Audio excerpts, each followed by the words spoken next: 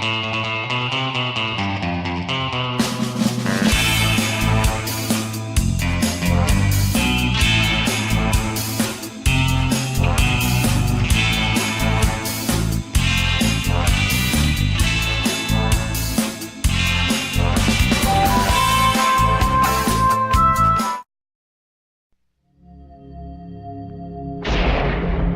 buried in Midian? Ain't nothing but dead folk.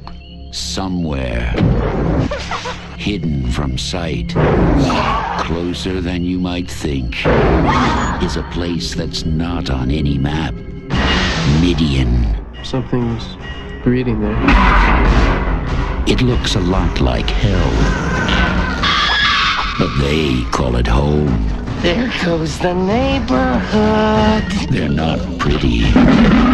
They're not neighborly. You'll come back now, you hear? They're not even human. But this time, they're the good guys.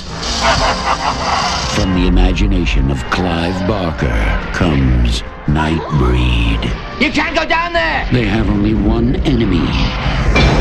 A beast called Man, sworn to destroy the Nightbreed. Sounds like we're going head-to-head with the devil himself.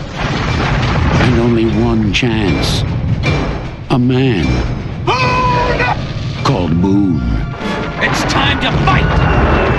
Go get 'em, boys! I'll kill you all! What chance have we got? They're armed. So am I. Out of your deepest fears and your darkest fantasies, Clive Barker brings you a startling new breed of adventure. I won't let you down. Nightbreed. At last, the night has a hero. Outstanding.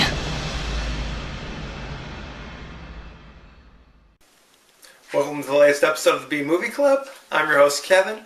This week we're discussing the 1990 horror classic, Nightbreed, starring Craig Sheffer and David Cronenberg, directed by Clive Barker. For those of you joining us for the first time, each week on the B Movie Club, I discuss certain guilty pleasures and forgotten classics of the past. You can go to our page on Facebook, Original B Movie Club, and give us the big thumbs up. Also go to our page on YouTube, KD9575, and hit subscribe. It's totally free. And don't forget to follow me on Twitter at The B Movie Club. Don't forget to spread the word to all your friends and neighbors, and you'll get all the latest updates anytime I post a new video, a new article, any kind of anything that has to do with anything about B movies, or just movies I like. How about them apples? So there you have it. Good times had by all. Nightbreed. In this movie, you have Aaron Boone, not the New York Yankees slugger, but he's kind of an artsy kind of guy who has been having these nightmares about these monstrous creatures living in this quasi-mythical town of Midian. And he goes to a psychiatrist. Oh, help me out, doc. What's the story? And his psychiatrist, Dr. Philip K. Decker, has kind of been helping him with his problems theoretically. Now, here's a problem. There's a serial killer on the loose who wears this crazy mask with like buttons for eyes, who's been murdering families. And the psychiatrist is like, I need to talk to the police because clearly this, Boone, you're the one who's doing this. You're the one who's committing these heinous crimes. And Boone's like, I have no memory of this. Granted, I have these nightmares, and I'm kind of kooky, okay? But I don't remember killing anybody. But now he's all concerned. He's on the lam. The police are after him. So he's like, you know what? I'm going to go find out what the heck's going on. And he's in the hospital. And while he's in the hospital, he hears somebody talking about Midian, this town. And he gets up and he's like, what's going on here? What's the story with this? He sees this dude who is basically talking to himself, saying, hey, come get me, take me to Midian, talking to, I keep saying Midian. It's not Median, it's Midian. He says, oh, and they talk a little bit, and he's like, oh, so you're also, they sent you from Midian to come get me, right? So So this crazy guy in the hospital, and he has these like sharp blades that he puts on his thumbs. And Boone is like, what's going on with you with those things? He's like, oh, well, I have a face that's hidden. And then he proceeds to gouge himself and basically do bad things. So Boone is freaking out, going, what is going on? I'm out of here. Psychiatrist runs in with the cops, and they see this guy is all chewed up. So now they have another reason to get after Boone. So they're chasing. Boone sneaks away to go to Midian. Meanwhile, his lovely girlfriend, who's like very supportive, even though he's like has these psychotic episodes, evidently. She's like, "Where's Boone? Where's Boone? I want to help him out." Boone sneaks off to this town of Midian because the crazy guy in the hospital kind of gave him directions. And what he finds is this basically a graveyard, like a city of the dead, essentially. He strolls in there and it's nighttime, and almost immediately gets accosted by these two like monstrous looking dudes. One dude's got like, crazy like fleshy dreadlock things hanging down and sharp fangs. The other dude's got a long old chin and a long old crazy distorted face. It's very upsetting. And, they're deciding what to do with him. And the dude with the crazy fleshy dreadlocks bites him. Ah, you bit me! Boone fights back, runs out of Midian to discover all the cops are waiting for him right outside the gates. And a psychiatrist comes up to him, and he's like, telling the cops, let me talk to Boone, let me talk to him. So he goes and talks to Boone, and Boone's like, Doc, I know I didn't do this, I'm innocent, blah, blah, blah. And the doc says, yeah, I know you're innocent. Right before he announces, open fire, he's got a gun. So Boone gets gunned down, boom, boom, boom, boom, boom. They take him to the morgue, they're pulling bullets out of him. And a few minutes later, Boone wakes up. How? Ooh, this is a question. Has something to do with that bite he received. Uh-oh, hey. So he jumps out the window, he escapes back to Midian. Again, the cops are after him again. They're trying to find the psychiatrist is after him. As the movie progresses, spoiler alert, we get a little bit more information about that psychiatrist. It turns out he's the serial killer. He's the bad guy wearing the mask. And he's basically trying to frame Boone for his own crimes, essentially. So Boone heads on back to Midian. He's now kind of invited in. Hey, come on down. Now you're one of us. You're one of the Nightbreed. Hey, because you're kind of a monster too. He descends beneath the town and sees more and more disturbing creatures living underneath the city. I don't want to spoil everything. Basically, what we start to discover is that the monsters are really not all that bad. You can't judge a book by its cover. Even though one of them bit Boone at the cemetery for not much of a reason at all. Simple trespass, I guess.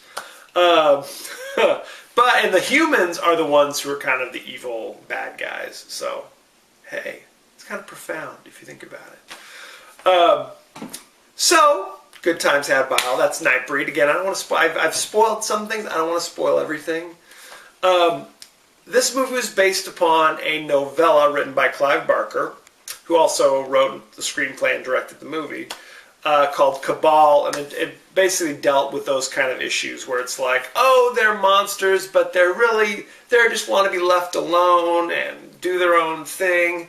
It's the normal people who are really the bad guys. He had already written and directed Hellraiser a few years prior, and because of the success of that, the studio said, hey, takes a little bigger budget, go ahead and make your vision of this new movie. Now, he said, sounds great, started writing it, and he envisioned it kind of like Star Wars with monsters. Basically like, it's the beginning, it's like, essentially Nightbreed was to be Nightbreed Episode 4 of The New Hope, is what they were going for. Like, this is the first thing, introducing you to this world, these characters, and then their adventures, theoretically. I guess Boone was meant to be the Luke Skywalker character. I'm not sure. It all kind of falls apart. But very early on, they're like, you know what? I know the novella is named Cabal, but that's not really a word that means anything to anybody. So why don't we change it to Nightbreed, which at least kind of gives people some idea of what they're doing here. said, okay, we'll call it the Nightbreed. So they're filming this, they're doing all this good stuff. They bring in Craig Sheffer to play the role of Boone. And at one point, Christopher Lambert, who played Highlander, they thought he was going to be the main character of this movie as well. But he said, I'm going to do other things. Some other roles, Susie Quattro, the famous rock star, she had a role in this at one point. Mark Almond of Soft Cell was going to, he was going to have a role in this. You know, he decided to go in a different direction. So they started casting, they're shooting this movie. David Cronenberg, famous Canadian horror film director, directed such things as The Fly, Rabid, The Brood, The Nightbreed, perhaps. He plays the role of Philip K. Decker, the psychiatrist. And they took that name from, it's a combination of things, Philip K. Dick, the famous science fiction writer, and one of the books that Philip K. Dick wrote was turned into the movie Blade Runner, where the central character was Deckard. So they kind of combined those things to make Philip K. Decker, the crazy psychiatrist. Good times had by all. So when they were done making the movie, it was like literally going on almost 3 hours. The studio's like, are you nuts? We're not going to have a 3-hour horror movie. So they made him start cutting it down. At one point, the editor quit. He's like, I'm out of here. This is ridiculous.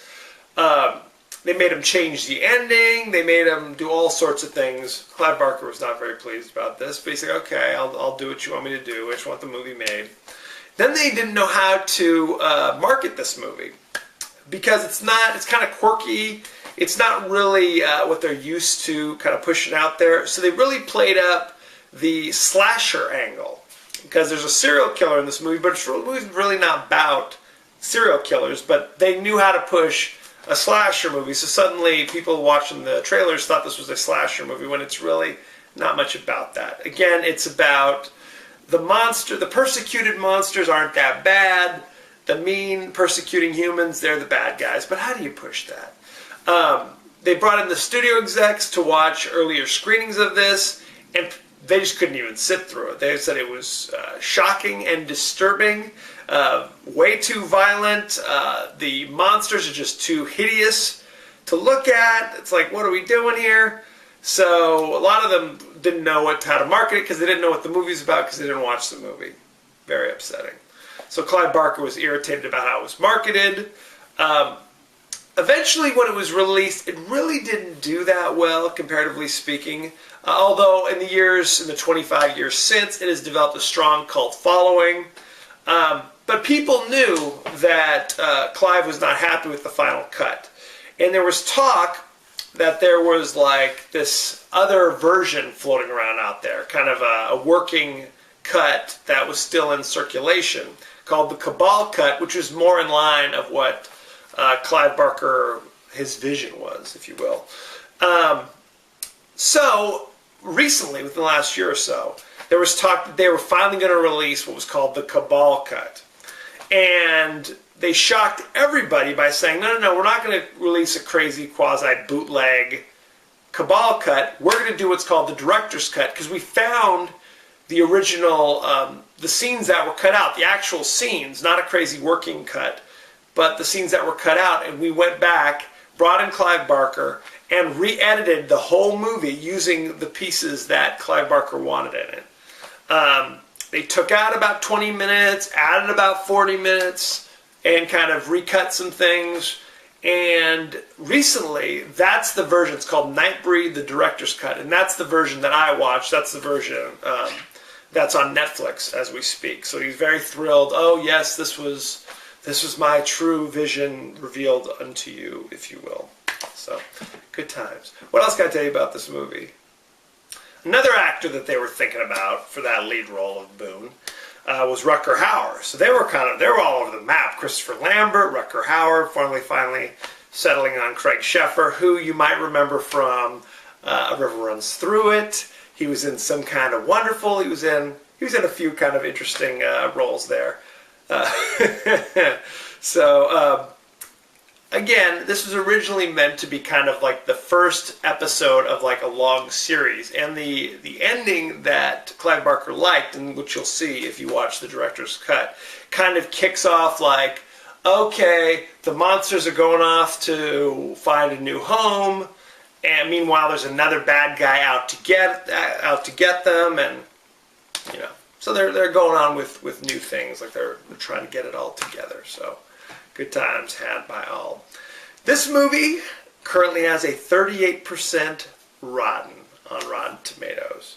I saw this movie literally 25 years ago, and I really didn't remember my reaction to it, so I had to go back and watch it again. And I gotta say, it is gruesome. It is, like, when they show some of those monsters down underneath the city of Midian, they are hideous and revolting. So, why am I surprised? It's Clive Barker. This is what you get when you watch a Clive Barker movie, be it the Hellraiser movies or anything else. There's a lot of just kind of... Hellraiser was a lot more like violence, like, oh my god, that's hideous violence. This is more like, these monsters are so hideous. The monsters I'm supposed to be rooting for, yay, go for it, are so gross and hideous. You're just kind of like, and why am I watching 2 hours of this again? I know a lot of people, like I said, had a huge cult following.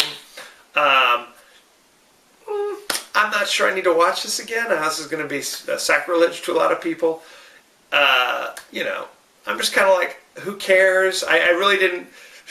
Perhaps I'm one of the evil humans as well. I was like, oh, so the evil, gross monsters are getting killed. Okay. And the problem is, I don't know.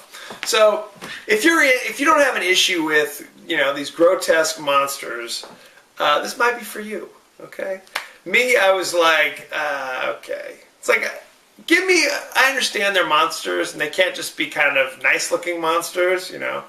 They've got to be kind of gross-looking monsters, but he was pushing the envelope with how gross these suckers were. So, just one man's opinion. If you liked it, I would love to hear your opinions, your thoughts, your feelings. Don't hesitate to let me know.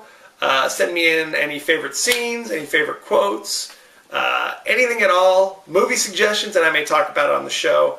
Next week, I'm going to move away from this, probably about as far from this as I can. We're going to be doing that wacky comedy, Pee-wee's Big Adventure. Hey! It is finally streaming instantly on Netflix. Nightbreed, the director's cut, is also still streaming on Netflix, so rush out, see those if you haven't. Maybe don't watch them together, I don't know. Maybe watch Nightbreed, and then before you have like nightmares, watch a little Pee-wee's Big Adventure. It's up to you, however you feel like doing it, okay? Don't forget to go to our page on Facebook, Original B Movie Club, and give us the thumbs up. Don't forget to go to our page on YouTube and subscribe. It's totally free. And don't forget to follow me on Twitter at The B Movie Club. So there you have it. As you know, I end every episode with a totally out of context quote. And here it is. What is below stays below. That is the law. Good times. If only they had stayed below, okay? It'd be an entirely different movie. You know, Boone, after hitting the home run in the World Series, rolls into Midian and goes, hey, there's nothing here. I'm out. Adios. I'm going to go back to do whatever crazy stuff I do. Good times. So there you have it. Good times had by all. Next week, Pee-wee's Big Adventure. Thank you for joining us, and be well.